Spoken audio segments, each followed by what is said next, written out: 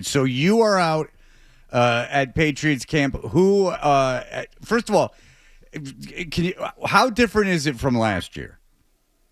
That's a good question. I would say it's quite a bit different in terms of the overall competitiveness of practice. I feel like there's a much better back and forth between offense and defense than maybe we've seen in recent years, where the offense has been pretty clunky for most of training camp, and the defense looks like it's dominating, but really, how much are they dominating against that offense and that sort of thing? And we've had to play that game for the last few training camps, I would say. Whereas this year, it's kind of hard to decide like who won the practice, right? And I know that that sounds silly to talk about who wins practice, but that's what we do. And each day it's like, well, the offense made some plays, the defense made some plays, and that's the kind of thing that you want to see. So overall, I think that that's the most optimistic view on it in terms of how different it is than the recent years. Yeah, in terms of the line, defensive line and offensive line, are you getting a read on who's better right now? What side of the ball is better right now? I would say that, it depends on the situation. When it comes to run blocking or the running game, I would give the edge to the offensive line right now. And I'm really optimistic about that group as a run blocking unit. On the right side, you have Onwenu and Moses, are two big guys that can move bodies and get on double teams and run downhill at you. And then the left side, as it is right now, Will Campbell and Jared Wilson, two rookies, highly athletic players. So you have an athletic left side, you have a road grading right side of the line, and you have a smaller defensive line, which is a storyline if you want to go glass half empty that I'm sort of monitoring here for the defense. They got lighter, they got more aggressive, they want to get up the field, they want to come off the ball quickly. But all those things are all well and good, but how do they stop the run? And it's the fourth quarter and a team's trying to close them out. Can they get off the field and stop the run game of the opponent is going to be a question that we all have here moving forward, I think. That to me, Evan, that's the biggest story of camp is that you're going to have two rookies on the left side of the line for a team that's supposed to be significantly better this year. Yeah, and honestly, I look at that as a huge positive development for them, that they might have drafted not one but two starters on the offensive line in one draft class. And for a team that was basically across the board the worst offensive line in football by every single metric that you look at from a year ago, they're going to have four new starters, it looks like, on the offensive line, and the only incumbent will be on Wenu, which is exactly how it should be based off of the play of that group last year. So having those two rookies look the part this early on in camp and look like starters and hits in the draft is really massive for a team that just needed the talent on the offensive line desperately. So I look at that as a positive, that especially Wilson, I think we all knew Campbell was going to start as a rookie, but Jared Wilson emerging as a really on the starter track right away on the interior is a huge development to me. So, real quick, just staying on the line. So, you're something that's concerning you is that the defensive line is not big enough. Is that you can see a situation where they're vulnerable against the run? Is what you said. Yeah, and look, they have Kyrus Tonga, who's a nose tackle, is 335 pounds. That's going to play on those early down run situations or short yardage, and maybe he beefs up the line a little bit. And I think Christian Barmore's looked fantastic when he's been out there. But when you look at it just across the board, Keon White has had some issues where he's hit or miss against the run. Milton Williams never really been a run player in Philadelphia. He's always been a situational, rotational pass rusher for the Eagles and that deep defensive line that they have there in Philly. So he's going to now all of a sudden be a 3-down player for the Patriots. And then you just looking at that and looking at Barmore talking the other day about getting down to like 305. He's playing it closer to 320, 325 under the Belichick, regime. And now he's down to 305, trying to get lighter, trying to get faster. So the good news is that means that they might make more plays in the backfield, which is what you want too. But the other side of that is when Jacksonville and London runs it down your throat 17 straight times, are you going to be able to stop it?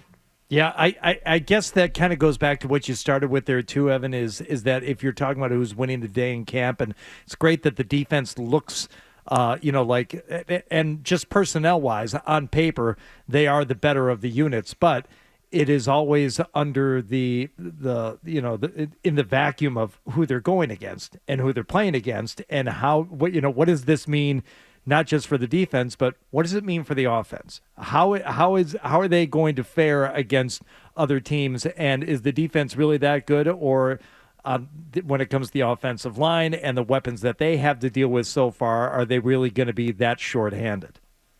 Yeah, it's a good question that we've struggled with. I feel like the last couple camps with gauging this defense, but I think the one thing about this defense now that has me optimistic is that they really have gotten after the passer in these couple of padded practices that we've seen without their top cornerbacks for most of that as well. So they don't even have Christian Gonzalez and Carlton Davis out there yet, and they're still making some plays. Now, with that being said, they do not have very many interceptions in this camp. That's a good thing for Drake May. I feel like we go back and forth, right? It's a good thing for the offense. It's a bad thing for the defense.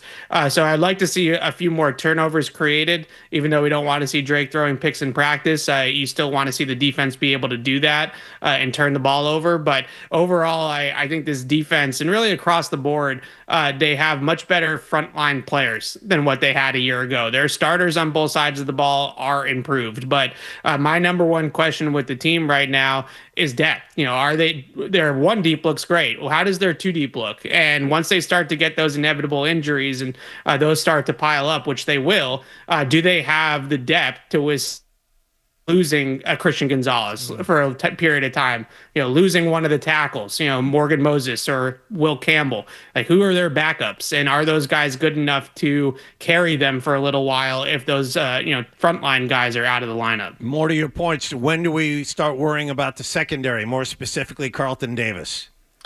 Yeah, Vrabel said yesterday that they have a plan for Carlton Davis, and this is all part of it to have him healthy. He's had some injury issues in his past, so I think they're trying to take it slow with him. That made me feel a little bit better hearing Vrabel say that this was all part of some plan to have him ready to go for week 1. So hopefully that plan doesn't have any setbacks and they're able to get him there. I'm really not worried at all about Gonzalez. I think he'll be okay, and hamstring, just give it some time. And I really don't care very much if he practices a ton this time of year, to be honest. So we'll get him out there week 1, and hopefully everything will be all right with Gonzalez. With Davis, I think this is part of a bigger plan. And I would say, in some respects, Morgan Moses, too, who's 34 years old and going into year 12, they're maintaining those guys, in some way, shape, or form to hopefully have them for the long haul here. Yeah. What is your confidence on Morgan Moses?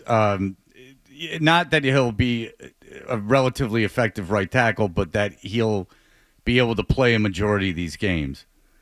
It's a good question, and something that I admittedly have been a little bit concerned about, because he's been in and out of these practices. And to me, and look, this is just speculation and how I see it, but it hasn't always been like a plan. Like, sometimes he's kind of, in team drills and all of a sudden he's not, right? And then, like I mentioned earlier, the backup right now at right tackle is Trey Jacobs. And with all due respect to Trey Jacobs, we saw what that looked like last year. So they really need Morgan Moses to work. They need him to be out there. They need him to be practicing, or maybe not practicing, but they need him to be playing, in the regular season. So like you said, I'm pretty optimistic that he's going to be a representative right tackle when he's out there during the regular season. But I feel like it is inevitable that he might miss a few games here or there over the course of the regular season. And again, how do they withstand that? And do they have the depth, if he only plays 13 or 14 games like he did last year, to be able to survive those couple of games without him? Yeah, I was surprised he didn't retire, actually, after the season. I was surprised that he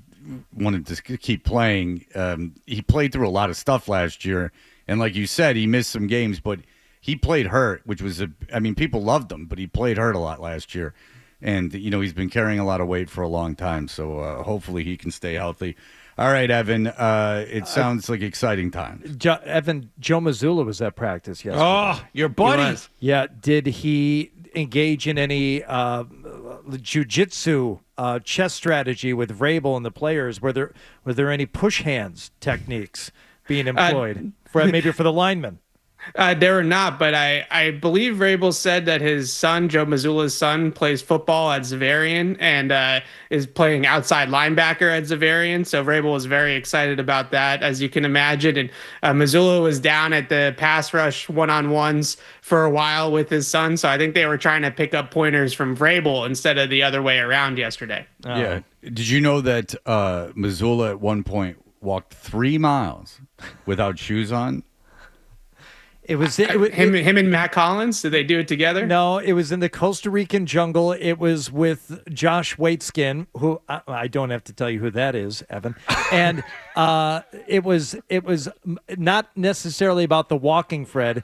You know, it's the journey and what happens along the way, and not even the distance matters, or the fact that there were spiders and snakes. It's grounding, it's earthing, it's a lot of stuff that Fred pretends not to understand, but he does. And Evan, by the way, it was after they had lost in the finals, the Celtics, and he also went from hot temperatures to cold temperatures, Right. and so on and so forth, back and forth, and learned to surf. So that's all I'm going to tell you. The man is he went on a journey, Evan, and maybe he can inspire Vrabel to do the same. I would hope so. All right, Evan, thank you so much.